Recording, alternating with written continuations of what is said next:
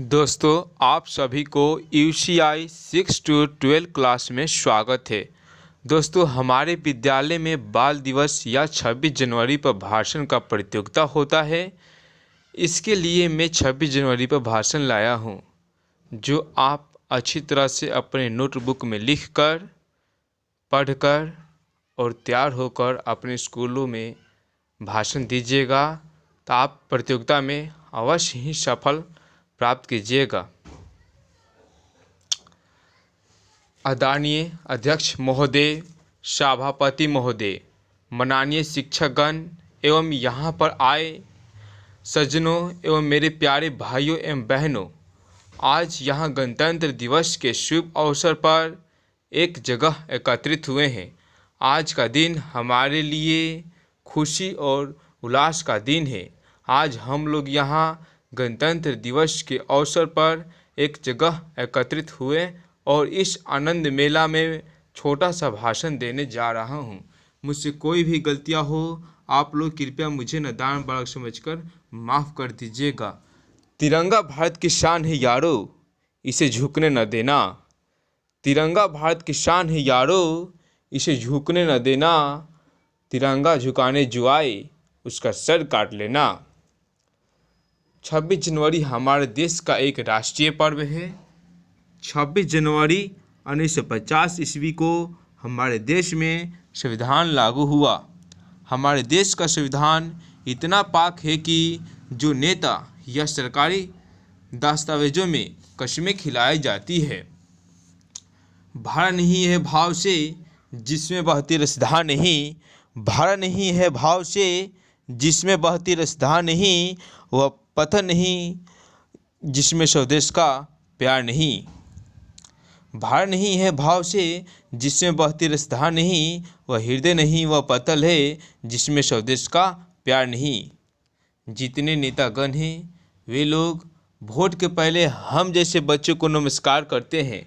जब उन्हें कुर्सी मिल जाती है तो उन्हें अपनी जेब भरने से फुर्सत ही नहीं मिलती, तो भला हमें कौन पूछता। आजकल के प्रशासन भी उतना ही चुस्त और दुरुस्त है।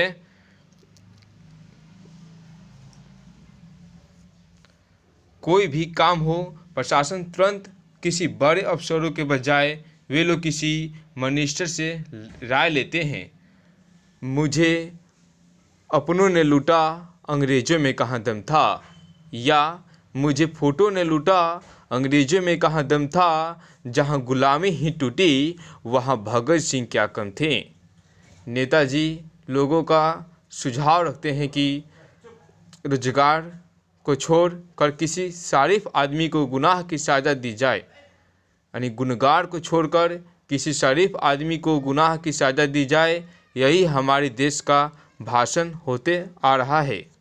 ए हिमालय की हवाएं कह दो पाकिस्तान से, ए हिमालय की हवाएं कह दो पाकिस्तान से, ले नहीं सकता कभी टक्कर हिंदुस्तान से। हमारे देश के जितने भी आज़ादी की लड़ाई में मारे गए वीर पुरुष जैसे चंद्रशेखर आज़ाद, सुभाष चंद्र बोस, रानी लक्ष्मीबाई, वीर भगत सिंह आदि, उन सभी वीर पुरुषों को स्मारक किसी भी चौराहे पर बना दिया जाता है। क्या चौराहे पर उनके स्मारक बना देने से उन्हें लोग याद करेंगे? नहीं, उन्हें तो याद करने के लिए चौराहे पर स्मारक बनाने की कोई ज़रूरत नहीं, बल्कि उन्हें उन वीर पुरुषों को अपने मन में, दिल में बसाना जरूरी है और उनके बताए हुए रास्ते पर चलना जरूरी है। तो जहाँ का फौजी जान हथेली पर लेके घूमता है, उसे हिंदुस्तान कहते हैं। जो बार बार नीचे से कमीना काम करता है, उसे पाकिस्तान कहते हैं। हमारे देश में जब अंग्रेज आए तो इतना ना जुल्म करना शुरू किए कि यहाँ के लोगों का जीना हराम हो गया था। हमारे देश से सभी कीमती सामान अपने देशों में लेकर चले गए और जितना कम दाम वाला सामान था वे लोग भारत में ही छोड़ दिए। आन वाले आन रखते हैं, शान वाले शान, आन वाले आन रखते हैं, शान वाले शान रखते हैं, और हमारे भारत माँ के फौजी अपने हथेली पर जान रखते हैं। हमारा स्वतंत्रता दिवस कैसे सार्थक हो सकता है? हम भी जिए और दूसरे को भी जीने दें। हमें जब किसी के काम में हाथ नहीं बटाना है तो हमें उसके काम को ख़राब नहीं करना चाहिए। दिल के रिश्ते खून के रिश्ते से मजबूत होते हैं। दिल के रिश्ते खून के रिश्ते से मजबूत होते हैं।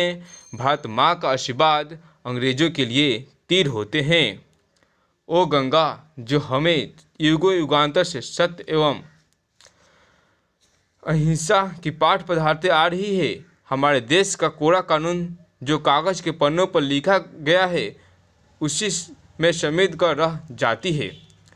खूनी जिगर से खूनी कलम से मैं एक पैगाम लिखता हूँ। खूनी जिगर से खूनी कलम से मैं एक पैगाम लिखता हूँ।